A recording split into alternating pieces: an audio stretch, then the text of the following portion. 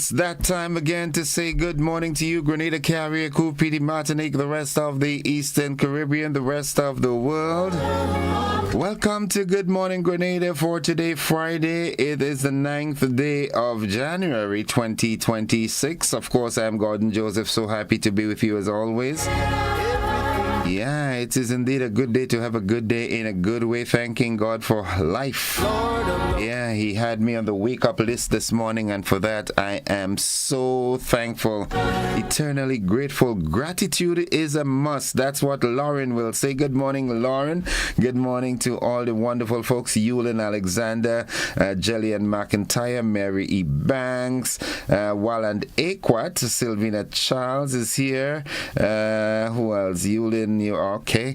Good morning to you, Jennifer Collymore. Good morning, Petlin. Good morning to all the early risers who are up with me. Lauren, especially good morning to you. Rita Williams just joined us. Sylvina Charles, a special good morning to you. Yep, good. Oh my goodness, have a good one. It is indeed a good day to have a good day in a good way. Good morning, Rumin Delise. Happy New Year to you again, you and the family out there in the UK. Hope you're doing fine. All right, today, Father, we thank you for this new day you've created. We rejoice and we are glad in it. Today, Lord, teach us how to rest in you. Help us to release every burden, every fear, every unanswered question into your hands. Strengthen our faith so we trust your plan even when we don't understand it. Cover our families, our finances, our health, and our minds. Lead us, guide us, and give us peace that surpasses all understanding. In Jesus' name, amen, amen, and amen. And Friday blessings. The Lord is my light and my salvation. Whom shall I fear? The Lord is the stronghold of my life. Of whom shall I be afraid? That's Psalms 27 and verse 1. I pray that the Lord lift you up and make you strong. May God himself recover and restore what the enemy has stolen from you and bless you in every side in Jesus Christ's precious and mighty name. Have a blessed and awesome weekend. Good morning, evangelist. Thank you for those words on a morning time. Come on. Let's make a joyful noise this morning. It's 26 minutes on to 7 o'clock. If this is the day that he has made, then despite what the odds are, I will rejoice and be glad in it. Ashley Hines, oh, good morning to you, bro. You know, I was struggling to remember your name, man. So I referred to you as my colleague from the Carnage, but I dug deep in my memory and I came back up with it. Ashley Hines, I would never forget that name again. Hines, oh, Andre Jerome. Yeah, I remember the days, man. The days when we did what we did.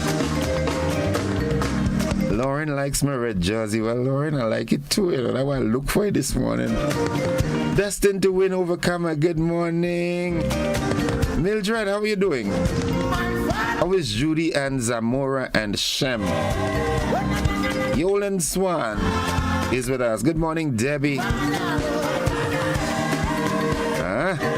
Ahoma and Tivoli. Good morning, Fadi. Good morning, Branny and the family. Simone, good morning. Mommy Quinn, good morning to you and the Cadet family. Miss Cadet, good morning. Brother Leroy Cadet, good morning to you. Harford Village, Canblair, Shamin and Bakes and the Dumonts, the Etiennes, the Bowens, Dunbar, good morning to you and the family. Miss Bertil in St. Clouds, Snag and family. Well, the Snag family. Yeah. Nice. Gloria Noel, we call her Madame. That's my pet name, right? Madame. Good morning to you and the family. DJ Vika, good morning. Tadia Small Close Charles, good morning. We've got some unfinished business, bro. Yeah. Otis Fireball Primus, good morning. The folks in Salisbury Road. Miss Marast, good morning to you. Your daughter Claudette Wells and the entire family, good morning. Right, I have to remember the folks in Montrouge. A lady told me sometime last week, oh, you don't call Montrouge. I said, well, I don't remember people in Montrouge, you know what I'm saying? I'm a country boy. Mike, Alexis, and Andre Jerome would love to hear that, right? Yeah. Mike, good morning to you and the family. The word of the day today, that word is sustain. Sustain. Yesterday you were empowered, which meant to give strength or confidence. Today we sustain.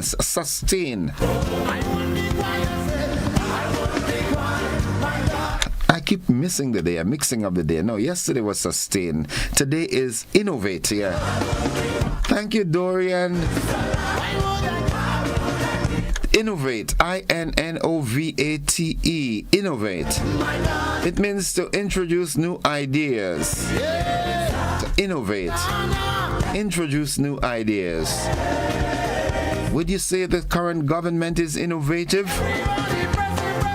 I'm seeing a lot of work being done in the creative arts and culture and agriculture. I was listening to a news clip yesterday with Miss Lord, one of the extension officers from St. Patrick, and she was talking about smart agriculture. And you know, when I heard that, I thought that, you know, our forefathers, because my grandfather, who was really into farming, you know, he always advocated for that, and we never knew the science behind it. The crop rotation, like planting the legumes after you plant corn and so forth. Didn't explain the science, but he knew it. So it's good to see us coming back. So innovate to introduce new ideas. The youth continue to innovate in technology. Yeah, boy, them children nowadays. 1 year old on the phone making calls, you know. Innovative. And they're pressing the powers that be to tag along, because this is their era, you know. So remember that the word of the day today, innovate, to introduce new ideas. And the sentence, youth continue to innovate in technology. Yeah. And who has the final say? Who has the final say? Come on. No matter what. 21, we're about to declare. If he says yes, nobody can say no. Let me see you move. 21 minutes on to 7. Who has the final say? You know, you can sing along with this one, yeah? Of the motivational tip of the day is up next. Yeah. Mm-hmm. Come on. Who has the final say? Let me hear you say. Sylvina ask how I know people, so I'm a true Grenadian. Michelle Bernard, good morning. Sylvina, welcome, eh? Valerie Farray, good morning to you. The folks in our guy. Scara and family. Abel, good morning. You have a bad taste? The folks inside of Barrett and Belle Plaine. Razum Baptiste and family, good morning. Nice. What lies behind and what lies before us are tiny matters compared to what lies within us. Dorian, you're reiterating this one. We did this one yesterday, right? Yeah. What lies behind us and what lies before us are tiny matters compared to what lies within us. Inside of you, the core of you, there's greatness. Yeah, there's greatness. Innovation. Sometimes we are the ones that hold back ourselves, you know. We keep thinking that we can't do that. Erlyn in the U.S., good morning to you. Miss G, good morning. Miss Claudette Wells, good morning. Miss Patricia Walcott, how you doing, darling? Hope you're doing fine. Hey, Papa, I call you darling. Next thing I get myself in trouble, you know. I have some jealous people now. Happy New Year to you, my dear. Mr. Lennox and Miss Denise Parrott, good morning. The Parrott family out there in Rivulet Lane, Grenville. Good morning. Dwight, good morning. Make sure you tell Nikki I say morning, right? Yeah, good morning, Miss Parrot, man. You know, sometimes I always sit back and reminisce on the days. Yeah, the good old days of Barclays. Good morning to Beverly Pierre and the Pierre family, Father Godric Pierre out there in Birch Grove. Good morning to you and the entire family. Clyde Walcott, Louisa Patterson, Dean Patterson, Marcia, what was Marcia's surname again? I can't remember. I know she turned Patterson now. Yvette Toussaint, Sims Williams, Simeon Williams. Yeah, those are the folks. Yeah, who else? Alana Wilson, Valentine Fraser, Jeffrey Augustine, Ricky Charles, Scotty, good morning, Mr. Gabriel. Folks, let's see what's buzzing, because I can go on and on and on and on. What's buzzing this morning? All right, the Carnage boat owners protest the relocation. The U.S. Embassy in Barbados partners with the Ministry of Creative Economy in the Next Level Hip Hop program. Sounds interesting. Melville Street Fish Market to close temporarily for food safety training. That's in the local scene. What's happening in the region? Boy? Let's see what's happening in the region. In the region, St. Kitts and Nevis, they signed a memorandum of understanding with the U.S. on possible transfer of CARICOM nationals. Internationally, global partnerships face uncertainty as U.S. pulls back from key international bodies. And in sports, well, today is a big day for women cricket in the Windward Islands. Grenada eyes glory in the WICB Women's T20 final as they go up against St. Vincent and the Grenadines. I know Afi. Afi is captain. She and her team, we are going to whoop you guys. No if, no buts. So those are the buzzing stories, folks. And tell you what, you've got favor. Meme and Underpants. Good morning to the wonderful folks inside of Birch Grove. Mr. Kimbo Pierre, you and the family. Teacher Carl, good morning. Is upon me, Lord. Your favor is upon. Good morning, Lovey. How are you doing? Yeah. Ting na guan yet, you know. Gigi Giles and Denzo, good morning. ASP Leon McQueen and the entire family. Mr. Victor, good morning. Folks, the AM edition of News, Sports and the Weather comes up right after these messages. Don't you go anywhere.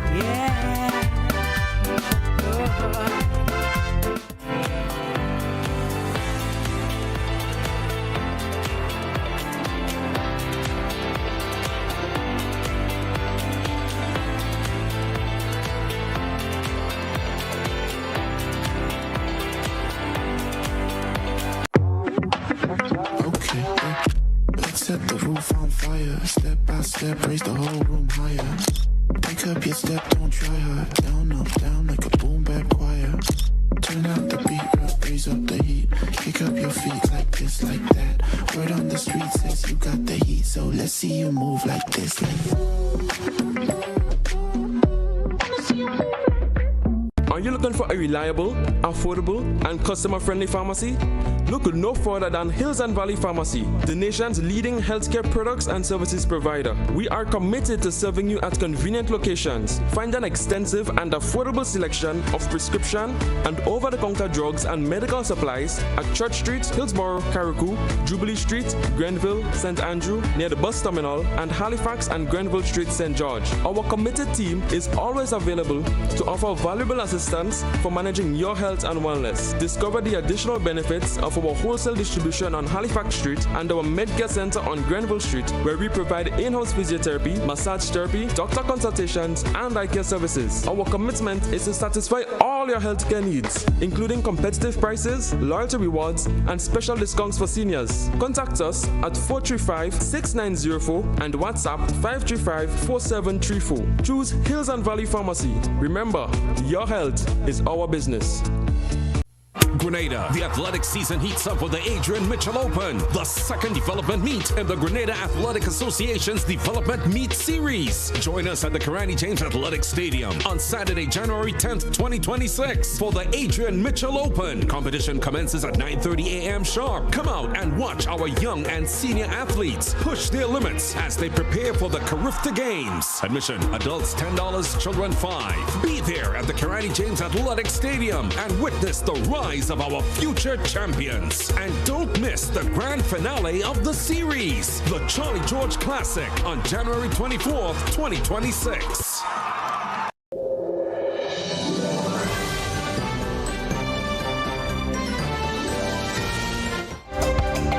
This is the GBN Morning News for today, Friday, the 10th day of January 2026. Coming up in the news, carriage boat owners protest relocation. U.S. Embassy Barbados partners with Ministry of Creative Economy in Next Level Hip Hop program.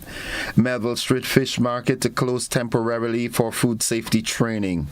In the region, St. Kitts and Nevis signs Memorandum of Understanding with the U.S. on possible transfer of CARICOM nationals. Internationally, global partnerships face uncertainty as U.S. pulls back from key international bodies. And in sports, we hear that Grenada eyes glory in the WICB Women's T20 final today as they take on St. Vincent and the Grenadines. We've got the details to these and so much more right after these messages.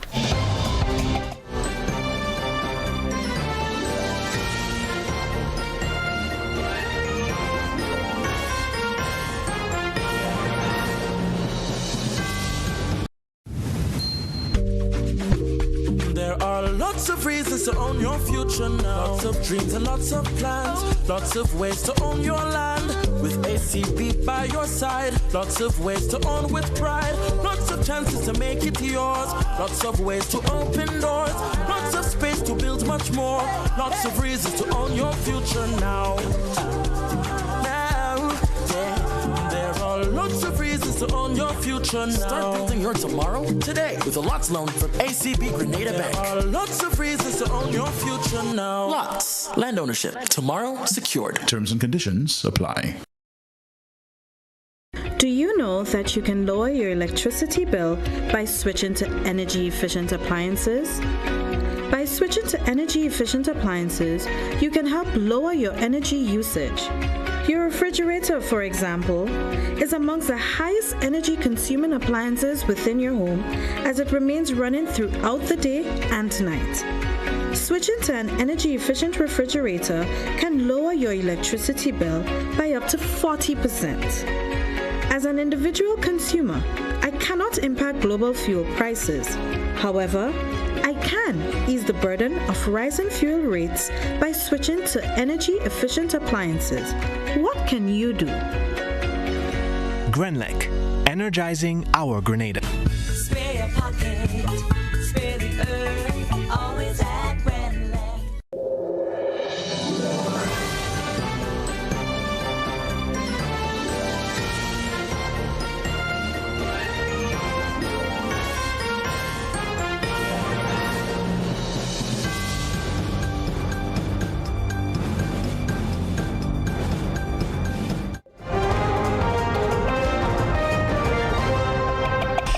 Good morning, everyone. With the news in detail, I am Gordon Joseph, welcoming our friends from Hot 98 FM.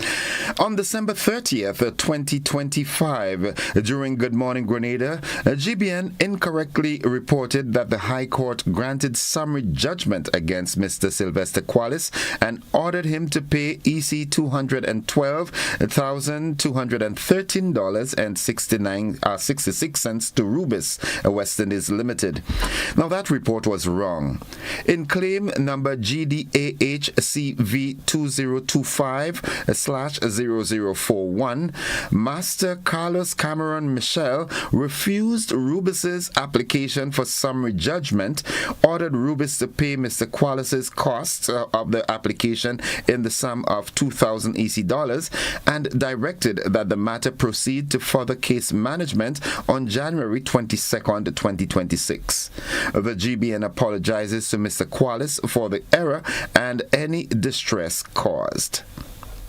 Now, boat owners along the Carnage are pressing for safe and affordable docking alternatives after the Grenada Ports Authority ordered the removal of vessels from key sections of the waterfront.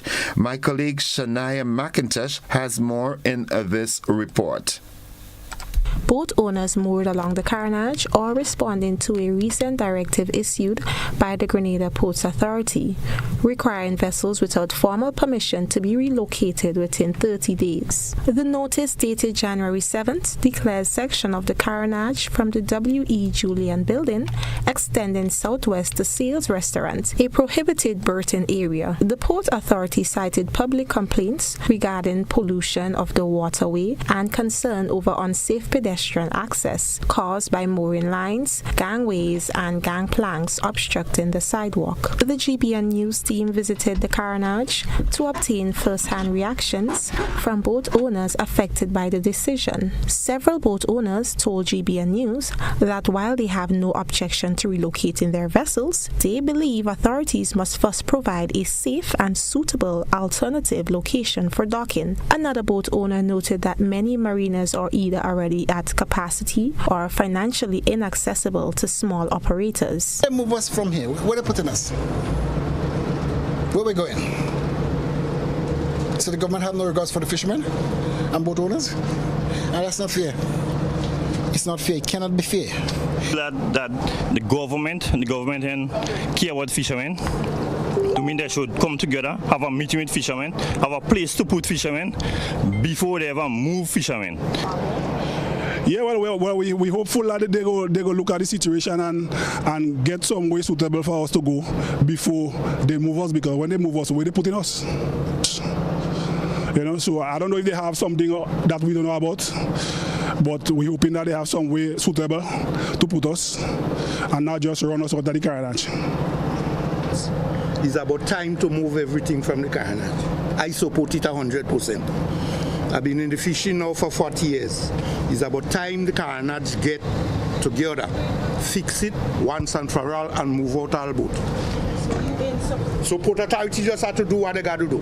Forget the men who say they don't have a place to go. You're from Grenada. You're from Kiaraku, Piti Martinique. You must have areas to go and get your boat anchor out. The Carnage can remain like a garbage dump for years and years. It's about time we get this place fixed and make Grenada nice again. It's big Russian ship and them, they also damaging the tourism site and kind of thing. You understand? We modernize, so let's go forward. You understand? Not because little Grenada, we can't stay behind all the time. We always young, you know. At the bottom, let's move forward. You understand? GBN News also made attempts to speak with the Grenada Ports Authority port manager Ian Evans. However, the news team was informed that the port manager was in a meeting at the time and unavailable for an interview. In its release, the Grenada Port Authority stated that it will not be held responsible for any damage sustained by vessels that fail to comply with the order. The authority also noted that permission to use the prohibited berthing area may be granted only on selected occasions and strictly upon advance request to the port manager. With the 30-day deadline looming, there is uncertainty about where several vessels will be relocated. Boat owners are now calling for dialogue with the authorities, urging that practical solutions be implemented before enforcement begins. GBN News will continue to monitor this developing story. Reporting for GBN News, Shania McIntosh. Thank you, Shania. Now, the U.S. Embassy in Barbados, in partnership with Grenada's Ministry of Tourism, Creative Economy and Culture, is inviting local artists to take part in the Next Level Hip Hop program running April 13th to 24th, 2026. The workshop in dance, emceeing, beat making, and visual art will be led by American hip hop educators, building creative and entrepreneurial skills and culminating in a free public performance performance on April 24th. Local artists can register from March 13th using the link posted on the embassy's social media pages. At the same time, Grenada-based amateur videographers can apply to be a videography assistant for the program, helping document the 2-week residency and gain production experience. A stipend is included, and the deadline for applications has been extended to January 16th. Interested persons should email their CV and work samples to holdern@fan.gov. That's HOLDERN@fan.gov. Both opportunities offer a chance to improve skills, build networks, and showcase creativity. And finally, the Ministry of the Blue Economy and Marine Affairs advises that the Melville Street Fish Market will be temporarily closed on Monday, January 12th and Tuesday, January 13th, 2026. The closure is to allow for food safety training in sanitary and phytosanitary standards being conducted in collaboration with the Ministry of Health. The market is expected to resume normal operations on Wednesday, January 14th. Members of the public are being asked to plan accordingly. And that concludes the first segment of news, the local segment. Stay with us. The regional and international developments, along with the sports and the weather, they're straight ahead.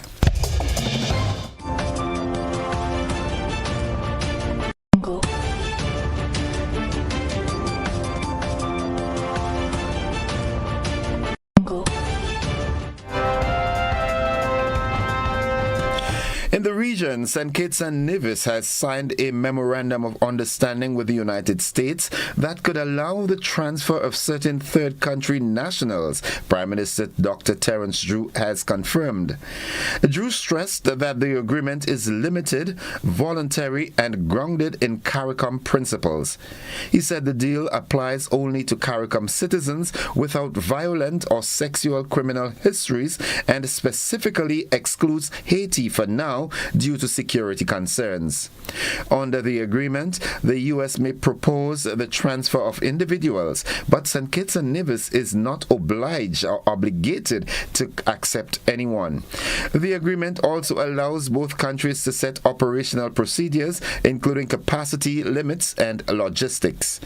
Drew described the MOU as a demonstration of proactive diplomacy and regional cooperation, emphasizing that CARICOM members already have rights to move within the community and that this framework is collaborative rather than one size fits all. Business owners in Port of Spain say the city is facing a surge in burglaries, with as many as a dozen businesses targeted in the past month. The Downtown Owners and Merchants Association says between 8 and 12 businesses have been broken into in recent weeks, with premises hit more than once. Association President Gregory Aboud says the burglaries are mostly happening at night and in some cases have resulted in tens of thousands of dollars in stolen merchandise.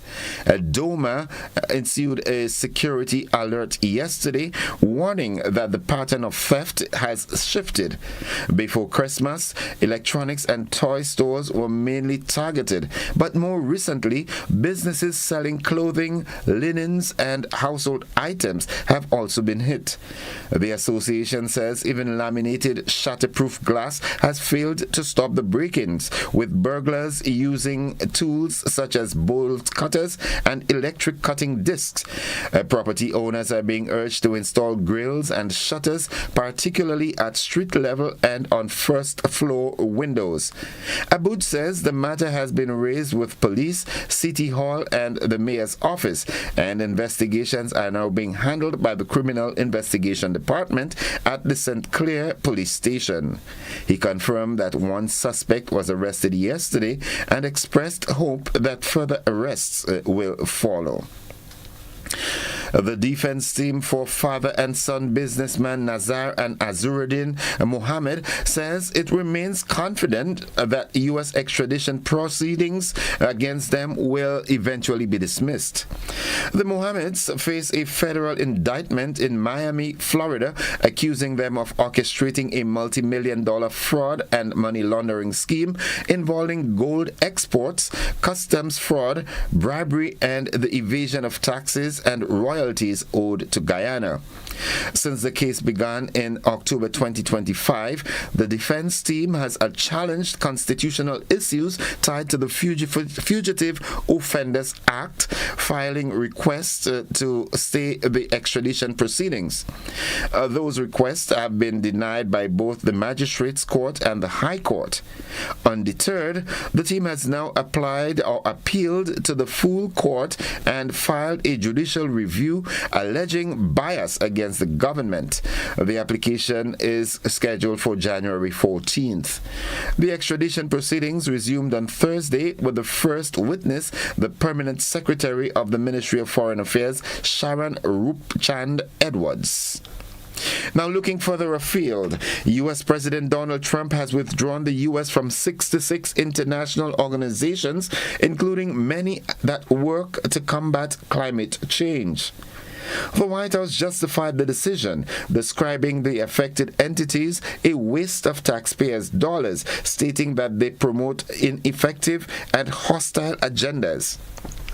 Nearly half of the affected bodies are UN-related, including the Framework Convention on Climate Change and the Intergovernmental Panel on Climate Change, the IPCC. Now, sources within the IPCC, the world's leading authority on climate science, are worried that the U.S. withdrawal could impact U.S. scientists involved in producing the body's next set of studies. These latest withdrawals come after the president took the U.S. out of the Paris Climate Agreement for his second time last year and declined to send a delegation to the COP30 climate summit in Brazil. The U.S. has also already withdrawn from the World Health Organization, the UN Human Rights Council, and UNESCO. The Venezuelan government has begun releasing detainees widely regarded as political prisoners in what officials are calling a goodwill move. Venezuela's National Assembly President Jorge Rodriguez announced on state television that a significant number of political detainees would immediately be released, though he did not specify how many. Human rights groups estimate hundreds of political prisoners remain in Venezuelan jails, including at notorious sites such as El Helicoide, but welcomed Thursday releases with cautious optimism. Spain's foreign ministry says 5 of its nationals, including human rights activist Rocio San Miguel, have been freed and are expected to return home. San Miguel had been detained since February 2024, drawing international criticism. The move follows intense international pressure after the U.S. military operation earlier this month that resulted in the capture of former President Nicolas Maduro on drug trafficking charges. And finally, huge crowds of protesters have taken to the streets of Iran's capital and other major cities in what is being described as the largest show of opposition to the country's clerical leadership in years. The demonstrations began on December 28th after shopkeepers in Tehran protested a sharp fall in the value of the rial against the US dollar. The unrest has since spread nationwide. According to the U.S.-based human rights activist news agency, at least 34 protesters, including 5 children and 8 members of the security forces, have been killed. The group says more than 2,200 people have been arrested. BBC Persian has independently confirmed the deaths of 22 protesters, while Iranian authorities have acknowledged the deaths of 6 security personnel. Internet watchdog NetBlocks reports that the country is experiencing a nationwide internet blackout. State media has played down the scale of the unrest, in some cases denying protests took place. However, Verified videos show large crowds marching through the major cities, calling for the overthrow of Iran's supreme leader Ayatollah Ali Khamenei and the return of Reza Pahlavi as the exiled son of the late former Shah, who had urged his supporters to take to the streets.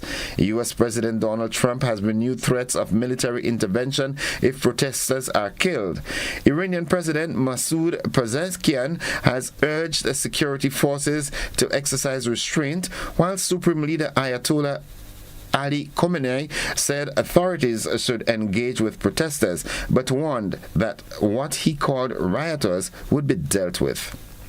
That's the regional and international news. Stay with us. The sporting highlights are straight ahead.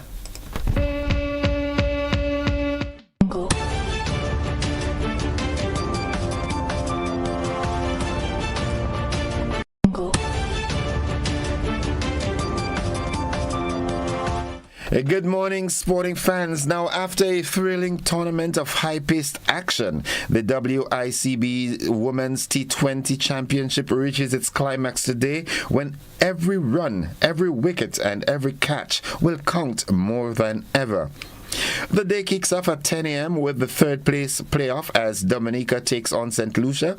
Dominica heads into the match riding the high of the first win of the tournament, eager to build on that momentum and finish on a high note. St. Lucia, meanwhile, have shown signs of flashes of brilliance throughout the championship, but have struggled to find consistency. Today, they'll aim to leave the field with pride and a win to cap off their campaign.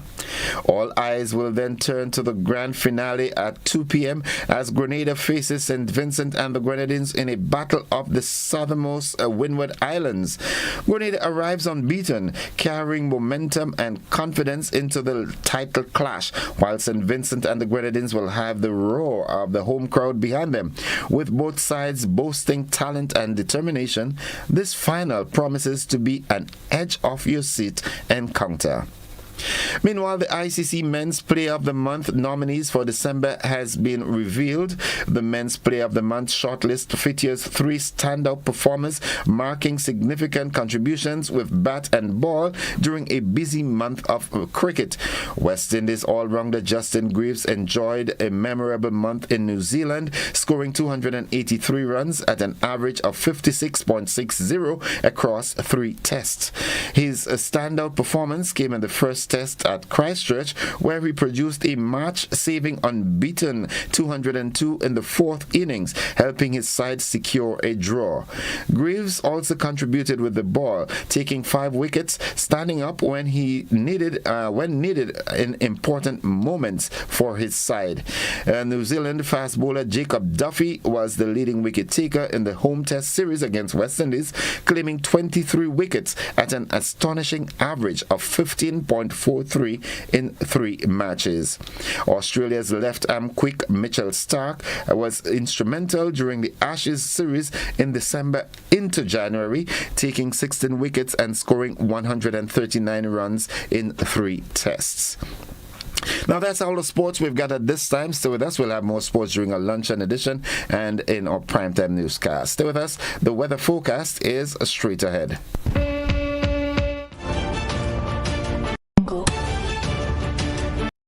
Whether you're refreshing a bedroom or giving your home a bold new look, the Color Shop has the perfect paint and tools to make it happen, inside and out. With quality finishes for every surface and accessories to match, we make painting easy from start to finish.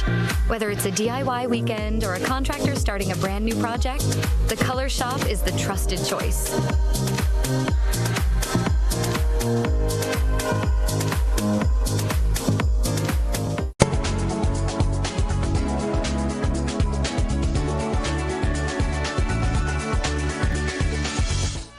And folks, for the latest weather forecast, it's time for me to join forecaster at the forecast desk at the MBIA. Happy New Year and good morning to you, Tricia Miller. Good morning to you and Happy New Year to you. Happy New Year to all the listeners of GBN. It's a partly cloudy morning here at the airport. Winds are variable at 2 miles per hour. Barometric pressure 13.8 millibars, which is slightly above the mean, and it's rising. Present temperature 25.8 degrees Celsius.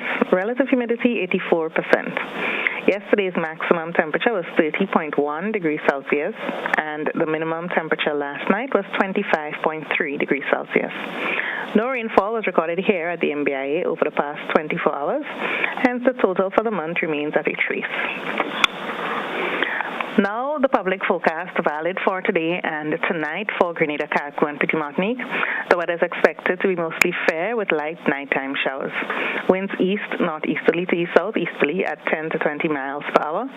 Today's maximum temperature is expected to get up to 30 degrees Celsius. Seas moderate, waves 4 to 6 feet in open waters. Tides will be high around 8 a.m. and low about 2 p.m. Sunset this evening at 5:58. Sunrise tomorrow morning at 6:30. So just to recap, the weather is expected to be mostly fair with light nighttime showers. From the Met Office, Tricia Miller. Thank you very much, Tricia. Have yourself a great day now. Folks, the weather forecast came to you with the kind compliments of our dear friends from Rennick & Thompson Company Limited.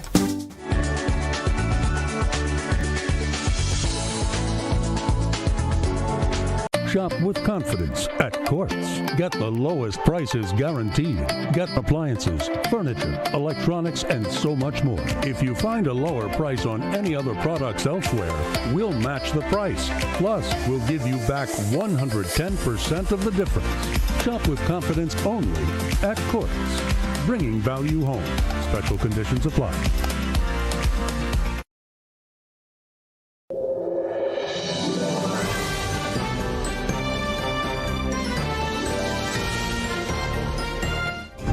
It's 12 minutes after 7 o'clock to end the news. A recap of the headlines. The Carnage boat owners protest relocation. The U.S. Embassy Barbados partners with the Ministry of Creative Economy in Next Level Hip Hop program. Melville Street Fish Market to close temporarily for food safety training. In the region, St. Kitts and Nevis signs an MOU with the U.S. on possible transfer of CARICOM nationals. Internationally, global partnerships face of uncertainty as U.S. pulls back from key international bodies.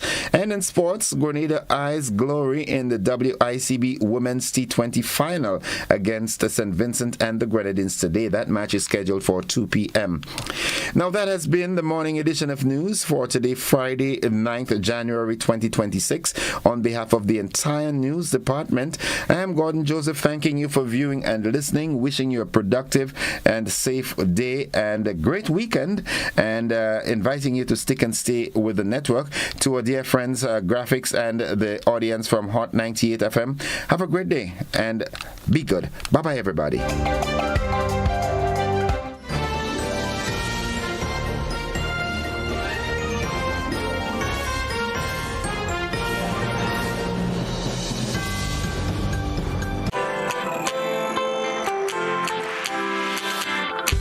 When you need someone to help you to your feet, I'll be that beacon to your highest peak.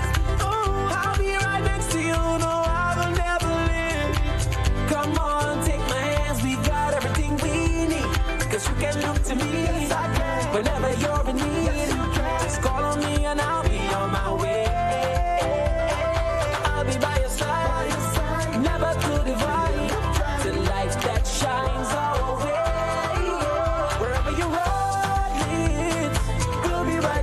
Wherever you run me, we'll make your dreams come true. Next time, next time, next time, next to you. Nexa Credit Union, with you wherever your road leads. Grenada, the athletic season heats up with the Adrian Mitchell Open, the second development meet in the Grenada Athletic Association's Development Meet Series. Join us at the Grenada James Athletic Stadium on Saturday, January 10th, 2026 for the Adrian Mitchell Open. Competition commences at 9:30 a.m. sharp. Come out and watch our young and senior athletes push their limits as they prepare for the Carifta Games. Admission, adults $10, children $5. Be there at the Grenada James Athletic Stadium and witness the rise of our future champions. And don't miss the grand finale of the series, the Charlie George Classic, on January 24th, 2026. Shop with confidence at Quartz. Get the lowest prices guaranteed.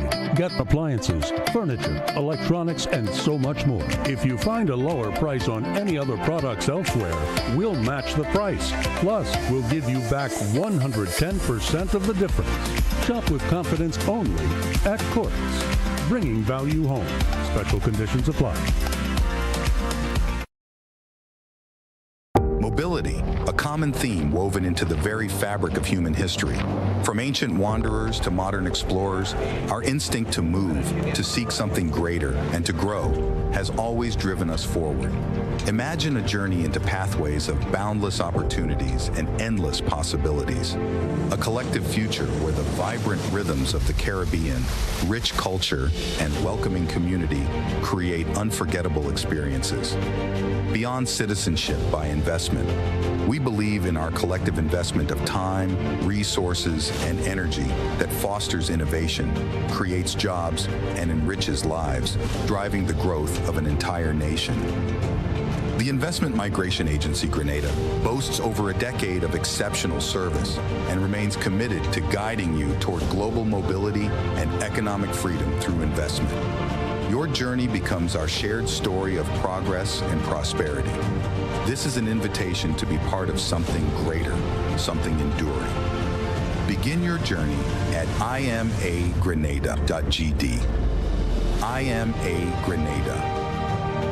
Unlock the possibilities. Okay, let's set the roof on fire. Step by step, raise the whole room higher. Pick up your step, don't try her. Down, up, down like a boom bap choir. Turn out the beat up, raise up the heat. Kick up your feet like this, like that. Word on the street says you got the heat, so let's see you move like this, like that.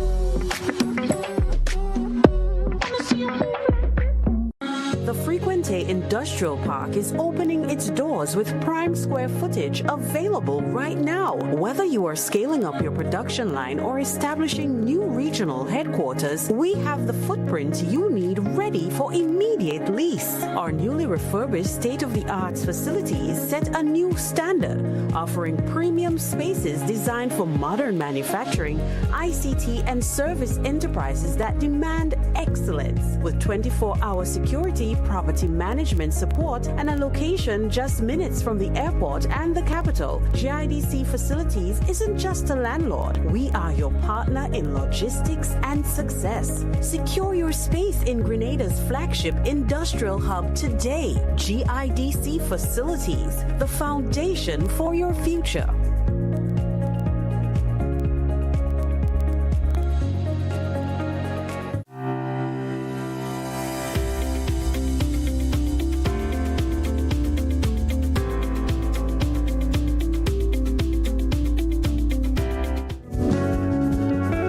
All right, folks, it's now 18 minutes after 7 o'clock, and it's that time when we join Sergeant Troy Paul from the Traffic Department of the RGPF for this morning's traffic report. Good morning, Sarge. A pleasant morning to you as well, and to your entire listening team at the GBN. It is always a pleasure when we bring the traffic report for persons so that they can know what is happening out there, and if they need to take any diversion, and where they are at as it is to heading to work, as it is to all things traffic. So as we dive right into it, at the moment the traffic is light to moderate flowing in most of the area. The town has all its adjoining road at the moment, with the exception for the St. Paul's area, which remains constant on along with the Calavini Public Road, with that traffic leads onto the Toby Road, heading on to the Grand Dance Valley, which heads to the Grand Dance Morris Bishop Highway and beyond. And we know what to expect on a morning time as it relates to these flowing traffic coming out from those areas that seems to be a little bit challenging. But all in all, the other areas remain moderate as it relates to the flowing traffic. No unusual occurrences and no accidents at the moment or unnecessary obstruction that prevents person at the moment that could not be able to passing anyone off the area, the areas in the island states of Grenada, Carriacou, and P.T. Martinique. As we have a closer look, so from persons coming out from the central areas, we know that it is Friday, and we expect a little bit more traffic than normal, but still we want persons to take the necessary precautions. If you're listening to the sound of my voice and you have not left some of yet, please try to do so. Just diving right into the accident state for the past 24 hours, we had a total of 6 minor accidents reported, and so far traffic department have 3, and South St. George have 3 minor accidents as well, and all other stations had a quiet day yesterday as it relates to accidents. So all the accidents happened in the south of the island yesterday. So persons coming into the town, we ask you to be extremely cautious. So we see here that most of the accidents that normally happen on a daily basis happens within the south of the island. And we're looking at that trajectory as well again. So we had a decrease of 3 accidents, compared from yesterday where we had 9, and today we had a total of 6. And I was seeing here all the 6 came from the south of the island. And we want to encourage persons to continue to drive safely as it relates to we have 2 tourist cruise ships this morning, which we're going to have some visitors to our island and throughout the day. We want to continue to urge drivers to be extremely cautious again as it relates to driving within the town and most of our tourist hotspots. And an important issue I just want to touch on, we touched on it earlier this week as it relates to inspection. I just want to let persons know that inspection continues, and definitely means that persons within the first batch, which numbers from 1 to plural number registration plates, so vehicles such as PB, PAB, and so forth. Your registration starts from the 2nd of January to the 15th of February. And also for the singles such as TPH and so on from 1 to 2,500, yours starts as well from the 2nd of January to the 15th of February. So take the opportunity and inspect your vehicle at the earliest opportune time so that you can avoid the rush heading on to the last 2 weeks of the inspection period. We want persons to ensure that their vehicle is presented in a clean and tidy condition, and you make sure that you have no defects as it relates to unauthorized lights, colored lights. Make sure that headlamps, all your lights are working properly. Make sure that wipers, the engine bay and so forth is good and is working properly, suspension parts and so forth, tires are in a good condition, etc., and no excess of the tints and so forth.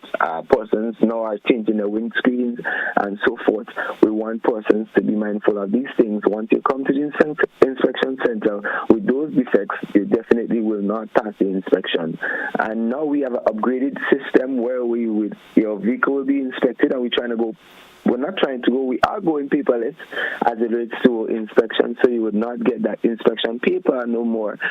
We send that information via text message to your phone, and you go to get your sticker. We're asking persons that you walk with your insurance certificate and you make the necessary payment, and you can make your payment online before going to the inspection center.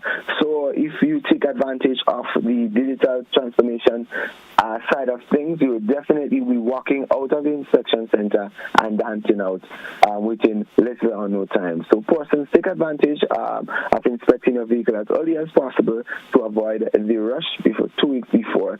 Just ask your supervisor or your boss for a little time off. You wouldn't take much, so get that done as early as possible.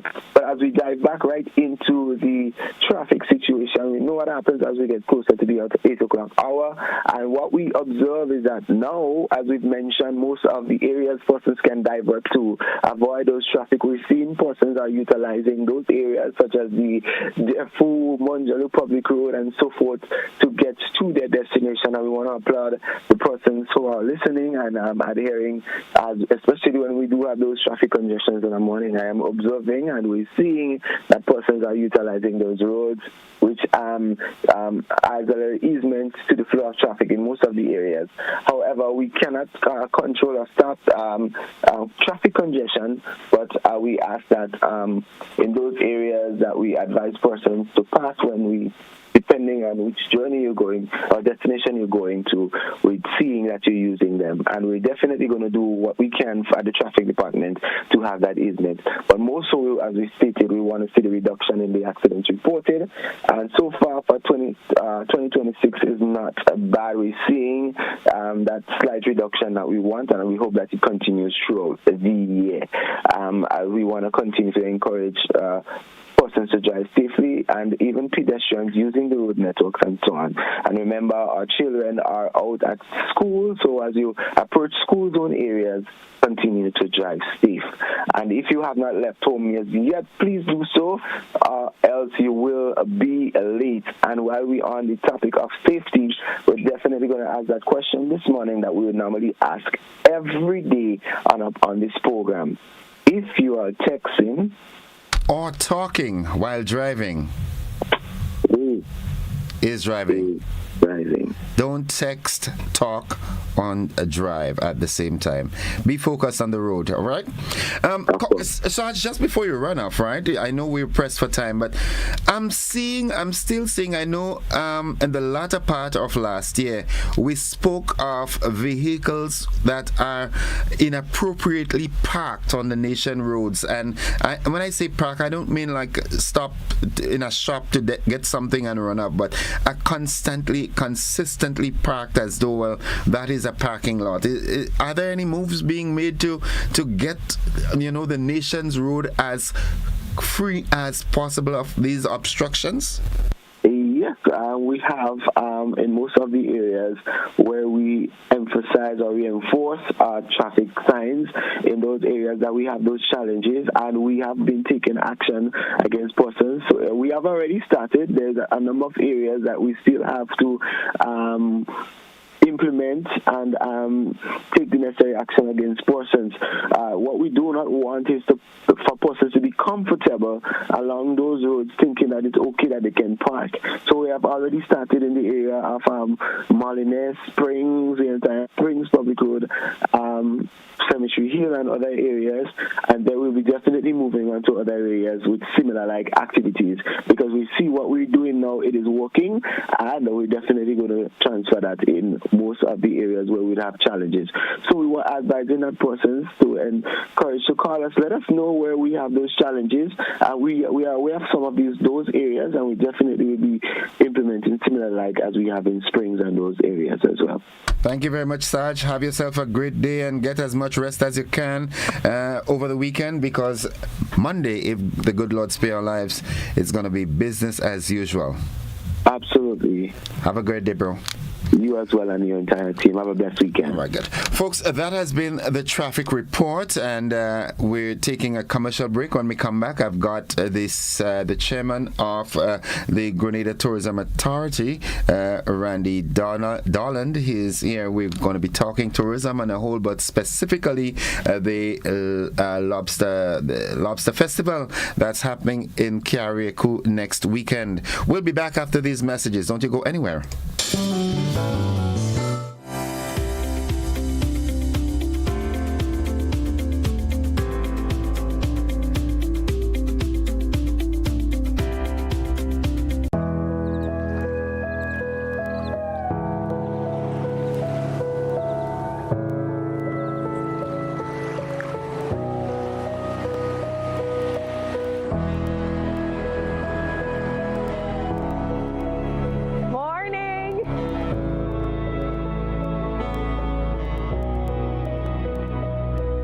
Grenada, Carriacou, and Petit Martinique are known as the spice of the Caribbean, offering a blend of authenticity and adventure.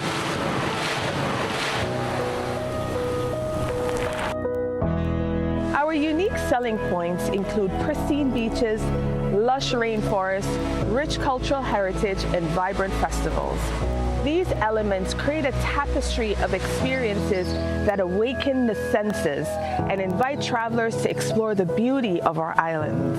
We're also keeping an eye on industry trends like personalization, sustainability, wellness, and tech-enabled journeys. Personalization allows us to create bespoke experiences tailored to individual preferences, while sustainability ensures that our tourism practices preserve the environment and benefit local communities. Wellness travel is on the rise, with visitors seeking relaxation and rejuvenation, and technology is enhancing the travel experience through AI-powered trip planning and virtual reality previews. By embracing these trends, we can ensure that our offerings remain appealing and relevant to travelers around the world.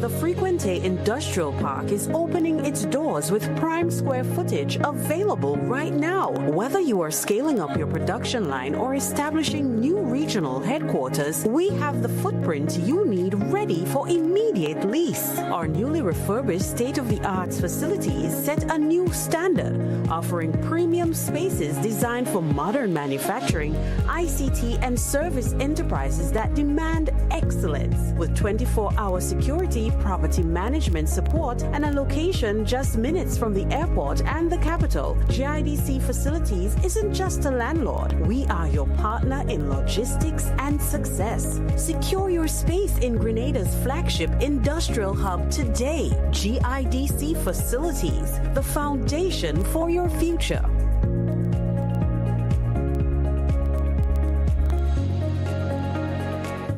Grenada, the athletic season heats up with the Adrian Mitchell Open, the second development meet in the Grenada Athletic Association's Development Meet Series. Join us at the Granny James Athletic Stadium on Saturday, January 10th, 2026 for the Adrian Mitchell Open. Competition commences at 9:30 a.m. sharp. Come out and watch our young and senior athletes push their limits as they prepare for the Carifta Games. Admission, adults $10, children $5. Be there at the Granny James Athletic Stadium and witness the rise of our future champions. And don't miss the grand finale of the series, the Charlie George Classic, on January 24th, 2026.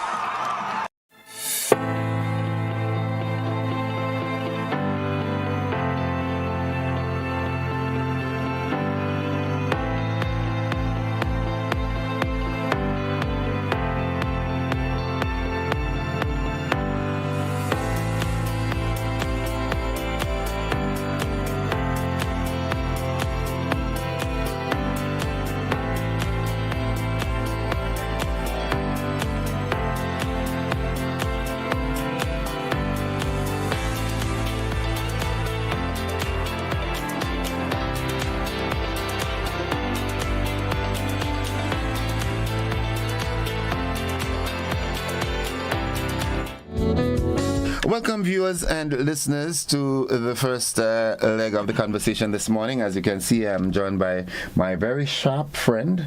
And I know I would be amazed if I was to see a wardrobe. You know, it's expensive. No, it's not. You know what it is? It's always about making sure that the clothes don't wear you. Yeah, right. Yeah, you wear the clothes. Yeah. You have to wear it. It's not always about expensive at all. It's about just having, you know, select the right things, the things that work for you. Yeah. You know what works and you stick to it. Yeah. I put on my red this morning and a number of my audience members is like, oh, you look sharp. I said, well, this is a cheap t-shirt.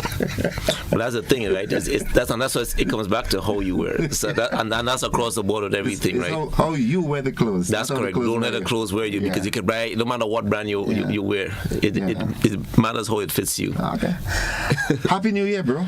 Many happy Happy returns and happy new year to you, your viewers and listeners as well. 2026 started off to be an interesting year. Yeah. But I think a very good year, especially with all the things that we have, in store. So we're looking forward to 2026 and all the wonderful things that we can do this year. Okay. Now, we're talking tourism this morning. Basically, the thrust is to promote the Lambie and Lobster Festival in Carriacou, which comes up next weekend. That's right. But it would be remiss of me if I was to have someone like you and not talk tourism in general. So I want us to sort of do for a postmortem of 2025 from the GTA's perspective. Folks, in case you didn't know, this is Mr. Randy Donald. He is the chairman of the board of the Grenada Tourism Authority.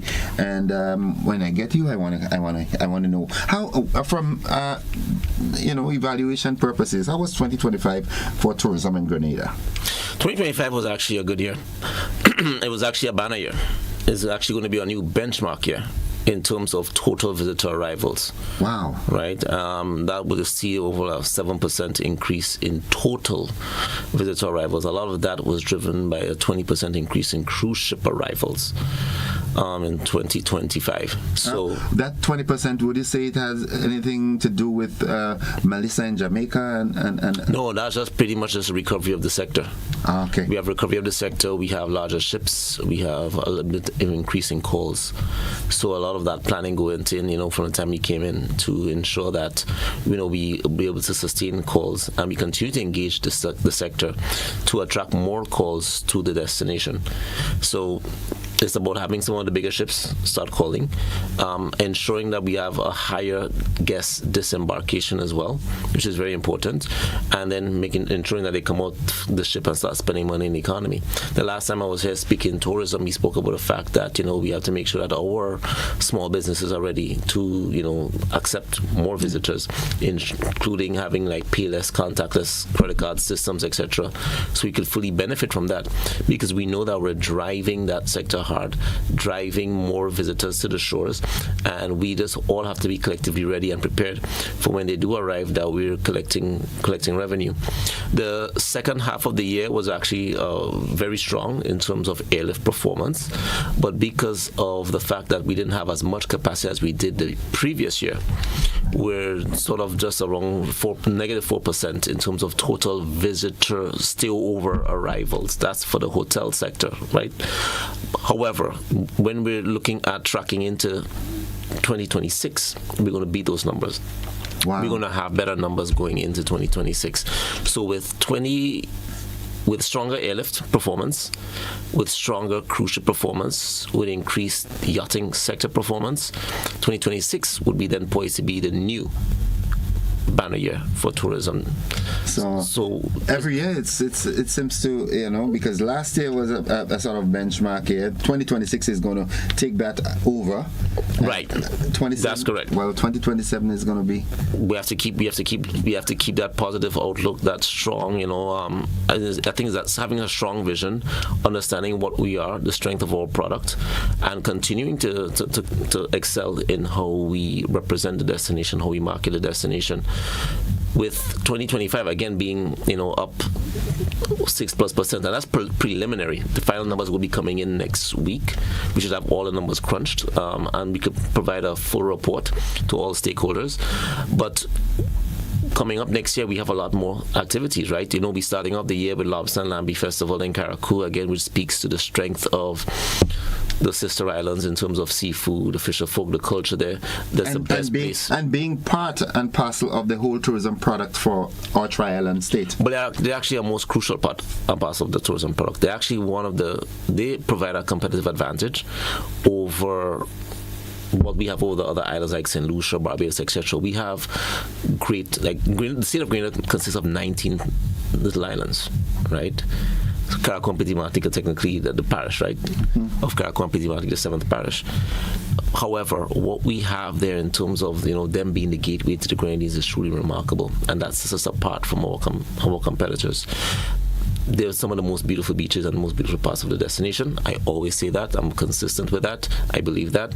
And then now that you're showcasing, their range in terms of seafood presentation, this new seafood festival being headlined with lobster and lambi, because you could go up to Caracou, Petit Martinique and have some of the best lobster and lambi you're going to get, locally, as well as all the range of seafood that they do have.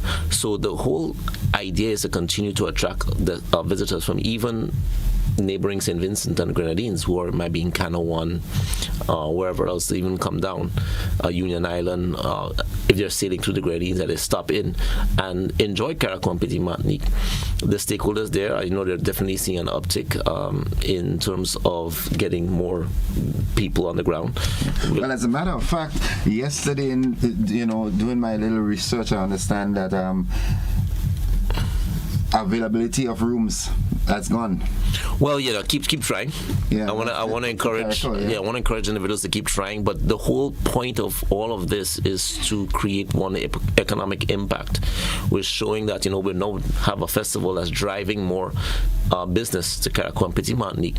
It's also showing that there's demand for rooms. Right, wow. So there's demand for investment into the tourism stock in Caracou and Petit Martinique. The tourism authorities think that we, working along with our stakeholders there, would demonstrate that we can, fill rooms and make sure that Caracou and Petit Martinique remains economically viable. The people there get, a chance to make more money. They get to sell more product, and they get to entertain more visitors on the ground. So that is a net benefit for everyone, and that is why some of these community-driven festivals are very important, because it really starts as a stepping stone to further economic development. And once we're on that path, we could continue to expand, because now we're looking at increasing capacity. I know that SVG is considering adding more service, and they also have some additional services that are like the kayak lines and so on that are now coming in and trying to provide more service to the destination. So the whole idea is continuing to just make things more economically, sound in Caracou, especially as they recover from Hurricane Beryl. So this is a great start to the year. And the thing about it is, it's not a gimmicky start. It's really truly about the seafood culture there that is strong and alive. And we're just sharing that with the world. And again, that's what the crux of community tourism is really about. How do we continue to elevate and drive more demand for what we have already in Grenada, what is truly ours. Okay. I know there are plans in place so that tourist boats can start docking in Caracou. How are these plans going? Well, we're going to be making calls to Caracou trying to get that going from end of this year, 2026. Some of the smaller vessels, obviously, because the tourism infrastructure, when you look at cruise, is significant. You need a lot of buses, you need a lot of beach chairs, you need a lot of capacity in a very short space of time. When you look at a ship coming in, you have the MSC calling today, you're looking at 5,000 visitors, 5,000 people on your island an island of 100. Could be overwhelming. It's a lot. Exactly. It could be overwhelming. So you have to ensure that the proper infrastructure is there, that you're able to cater and serve those visitors. Now, obviously, a boat that size cannot go into Caracou. Yeah. We're looking at some of the smaller vessels, but the smaller vessels, although they're coming in, smaller sizes, they are more luxury vessels. That means you get a very high quality visitor who is looking to spend and looking for that more authentic experience. Like we're going to have Star Clipper, who's doing home porting starting in February, right, out of Grenada, about 200 visitor capacity. So that's like an additional hotel room essentially, because you need to get more airlift in terms of getting more seats to the destination, so you could also sustain that. When you want to have smaller ships like that start making more calls to Caracou, it makes it more manageable. And the whole idea is to ensure that Caracou starts receiving more and more of these calls, especially as they start rebuilding and getting back on track post-Beryl. We understand that sometimes you can't rush to get these lines back up there because it's all about the visitor experience. Yeah. And sometimes you only have one chance to make a good impression. So we were taking our time and then working with our stakeholders to ensure that things will be in place, and we could provide a quality, top-notch visitor experience when they do go there, so their visitors could provide a feedback to the Lions saying that Carriacou is top-notch and we want to continue to call there. And from there, you continue to develop strength to strength. It shows that, with Carriacou, again, being that gateway, and pretty much being the gateway islands to the Grenadines, we need more investment. And I think that, starting now with some of these initiatives is proving that. So we want to continue to get investors interested. I'm happy you said that, because as it relates to the whole tourism product, right, with our hotels, coming from an experiences perspective, one of the things that you'd like as being a former experiences manager, you'd want to get your guests the best experiences, and one of them that I had planned was a trip up to Carriacou. But one of the setbacks was that the availability of the right vessels, not only the vessel, but having the right insurance coverage and so forth, that you are absolutely certain that in the worst case scenario, if something goes wrong, we are under the international standards where the vessels are properly insured for comfort of the hotels and the tourists as well. So that is another area that right investment is needed, because I remembered searching even for local rights, going out on a sport fishing expedition. Some of the vessels that are available, the yachts are here, but the adequate insurance coverage was also a problem. That's something that we grossly overlook. Most of the times, you just think that, if you have a bus, you could drive tourists. No. If you have a bus, you could, get a contract with the cruise lines and just drive tourists around. And that's not the case. It's highly regulated, and it's really about ensuring that the right insurance for liability is in place. So should there be any issue, as you said, we could adequately address it, and the visitors would get the care that they need.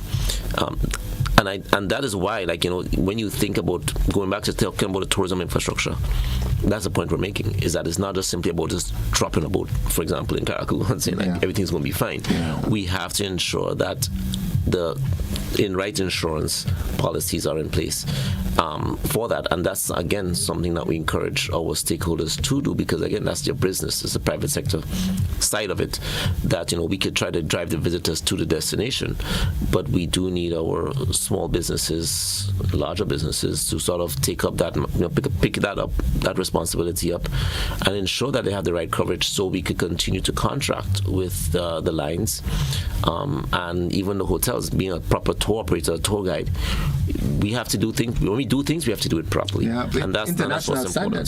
That's international standard. Before we time when you and I sit to talk, we fly. What role does regional tourism play in our local tourism industry now? I know we've gotten new flights to Guyana now, which makes it easier to interact with friends from this South America to an extent. How integral is regional tourism a part of this business now? Well, the regional tourism is actually they compete for second place in terms of total visitor arrivals with the UK.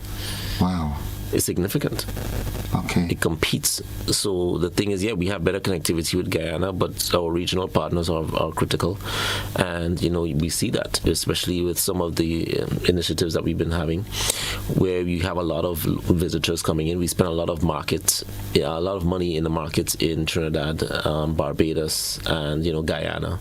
We just opened a consulate office in Guyana as well. So our regional partners are significant, even from up the islands. We have a lot of visitors coming in. And then it's also part and parcel of what we focus on, right? We have sports tourism, like we have Carifta coming this year in 2026. So you're going to have a lot more, visitors from the region. Spice Mass does extraordinarily well. So we get a lot of visitors, again, from the region from there. And then you have things like Winston Tides, the Easter breaks, even over the holiday season, we get a lot of regional traffic as well because it's an easy destination to get to. We pretty much have, good connectivity. And in addition to that, with the lighting now of the stadium, we can also expect night activities, night cricket and so forth. And and other sports tourism-driven activities. But again, I mean, they are also the Trinidad market has always been very crucial for Grenada. The Guyanese market is coming up. The Barbados market has always been very critical for us. And then all the other visitors that come in. We are also focusing a lot on meetings, incentives, conferences, exhibitions, where we get, it's called MICE, where you get more conferences and so on held in Grenada, meetings held here in Grenada, that also drives a lot of regional traffic. And then again, coming up in 2026, we're going to have the Diaspora Homecoming, which will be all people as well. The Flower Festival, we will be inviting regional partners. That's also a new festival coming up. And even when you look at the Carriacou and Petit Martinique, St. Vincent and Grenadines is a critical part of that, because they're very it's like family up there, right? Going between, crossing the border. Yeah, you could literally walk. Yeah, right. If you walk on water, yeah. So, but that's So the regional stakeholders, they're key, critical part of it. Okay, all right. If we continue like that, we will omit what we really came to speak about. I wanted to get into the Carriacou Lambi and Lobster Festival, which comes up, like I said, next weekend from the 16th to the 18th. What's the intention behind this? No, but I mean, the whole intention, again, is just, as we mentioned before, is really to just really showcase Carriacou and Petit Martinique, not just their scenic beauty, not just a place for culture, but a place for food as well, which is part of our culinary strategy. And everybody understands, good food, good seafood. Lobster and lambi.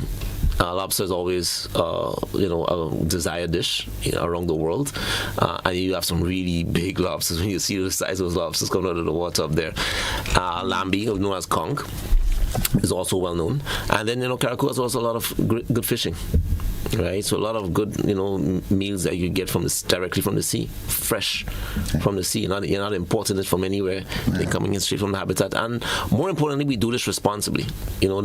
Taking into account the importance of not overfishing, ensuring that these the ecosystems remain fully intact and they have time to sort of regenerate, repopulate, so we can continue to feed ourselves for generations, right? So we do it responsibly, but the whole idea is to showcase the riches that come from the sea, because our fisheries industry is a very key industry for us. And now you get to go up there, experience it, because food is an international language, and you get to enjoy it. So it's not just about shellfish, but it's about all of the wonderful food that you can get from the sea. While you're doing that, we're getting a chance to enjoy the culture, enjoy the scenery. We have a great lineup starting on Friday the 16th, with the opening ceremony. So that's going to be taking part in the Wynwood Fish Market in Carriacou, of course. So we are inviting everyone to, if you can make the trip, come on up. You're going to have appearances from the Carnival Queen contestants. Kayak Masters around the corner as well. Yeah. So Kayak Masters is coming up. Performances from Lady B, Mr. Golden, and of course String Band. The Culture Train. The Culture Train is going to be there. And so you'll be enjoying a wide variety of things that we have to offer from local vendors and restaurants. The whole idea is to have Carriacou transform as just everything seafood. When we go on to the 17th, we're looking at going into the sister island. We're in Petit Martinique, starting from 12 o'clock.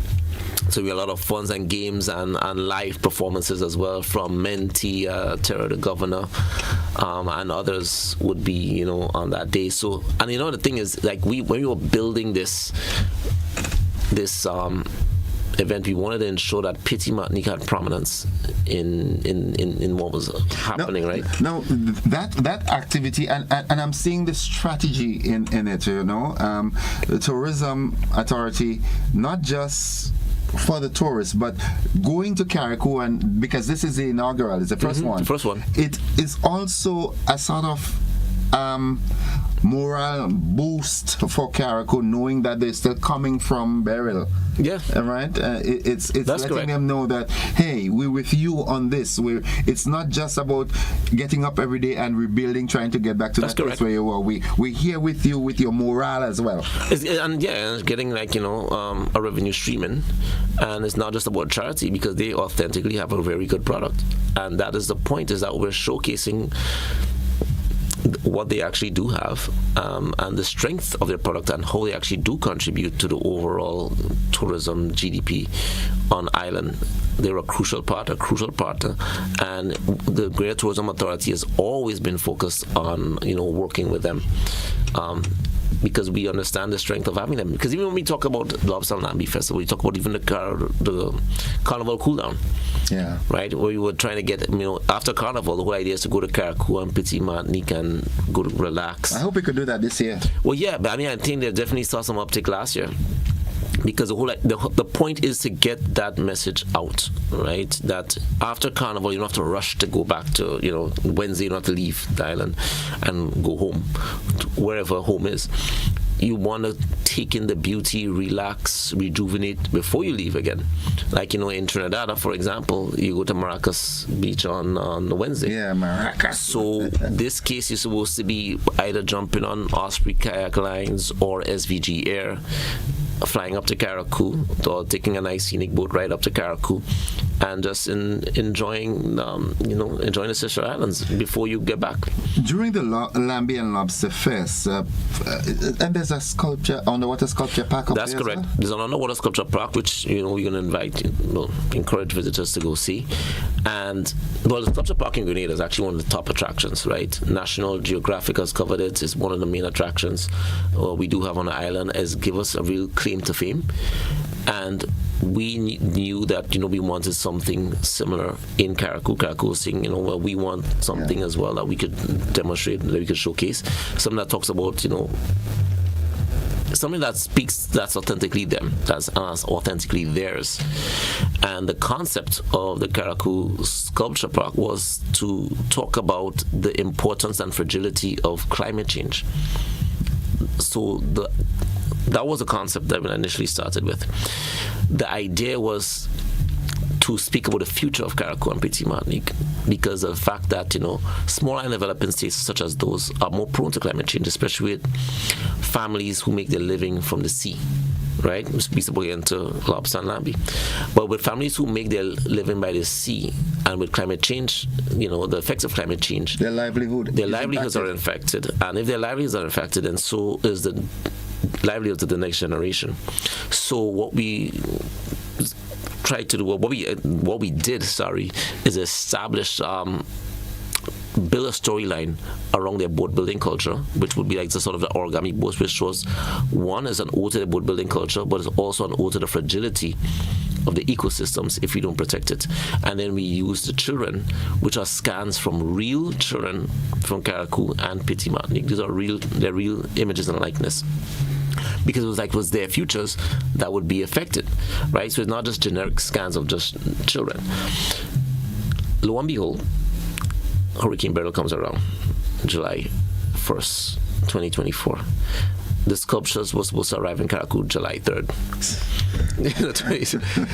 And it was quite timely looking at that, because you realize that we weren't talking about a future event. You're talking about the now. We're talking about the present. We had those children when we were talking about their futures being affected. We're talking about their current situation was affected, because those children were homeless at that time. And we knew that we had to sort of move forward with that, because with the installation of the park, because we really had to tell the story and bring awareness to climate change.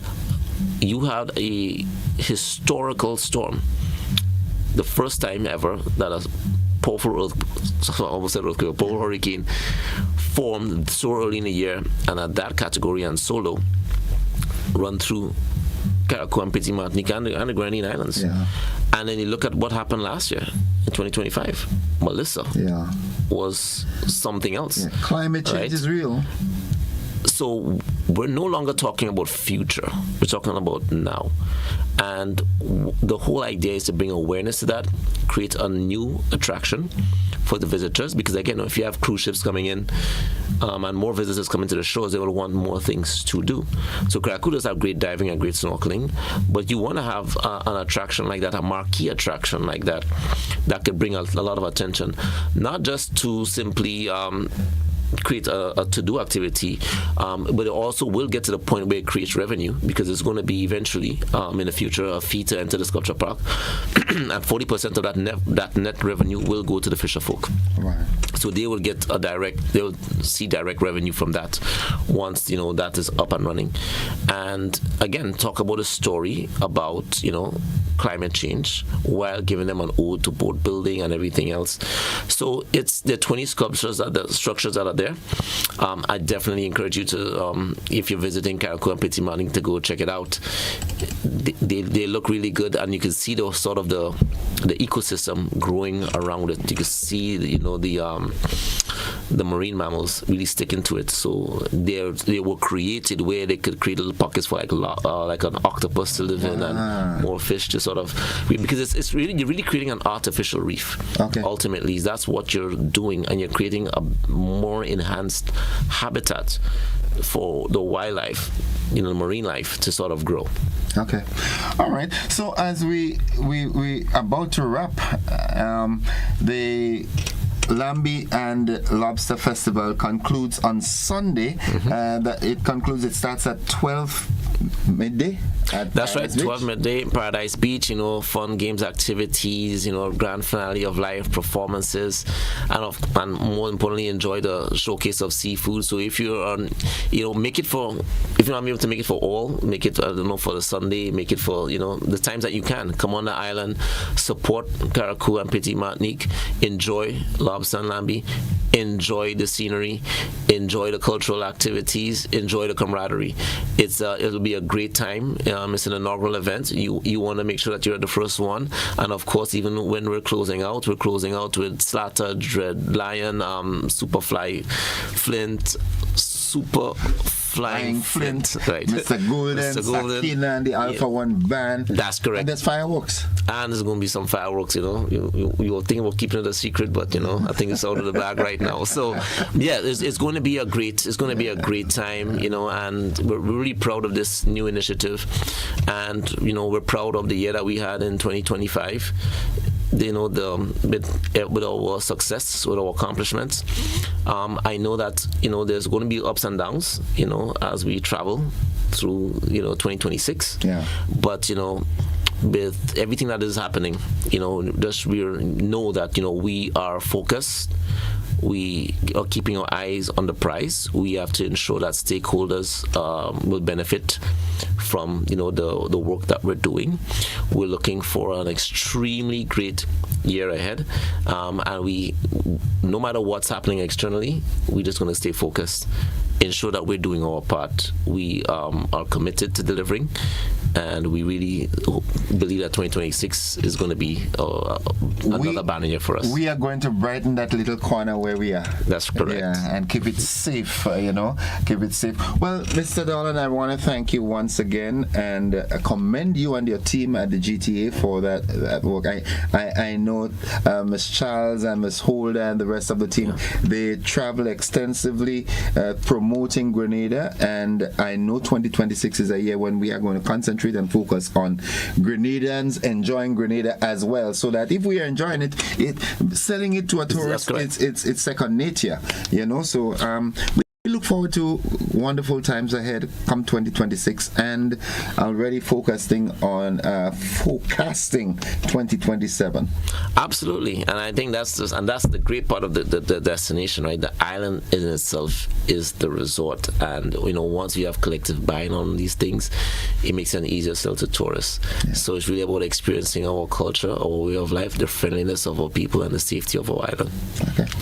All right, folks, that's it for the conversation. I have been speaking speaking with Mr. Randy Dolland. He is the chairman of the Grenada Tourism Authority, and again, wonderful initiatives in store for tourism in Grenada. And when I say Grenada, the Tri-Island State, Grenada, Carrick-1, PD Martinique, by extension the Grenadines. So thank you very much. Thank you. It was an absolute pleasure. I always enjoy being here. Yeah. The next conversation, we also need to have a conversation, because subsequent to our previous conversation on Project 500, a number of folks met me, a number of folks called subsequent to the actual conversation. So people are really inquiring into this. Oh yeah, we have a lot more. We have the tour starting next week, and we're doing the evaluations. So there's a lot more to come from that. So our next conversation will have to incorporate Project 500. Folks, that's it for the conversation. I keep saying that, and the time is going up. That's it. Have a good one, everybody. Have a blessed day.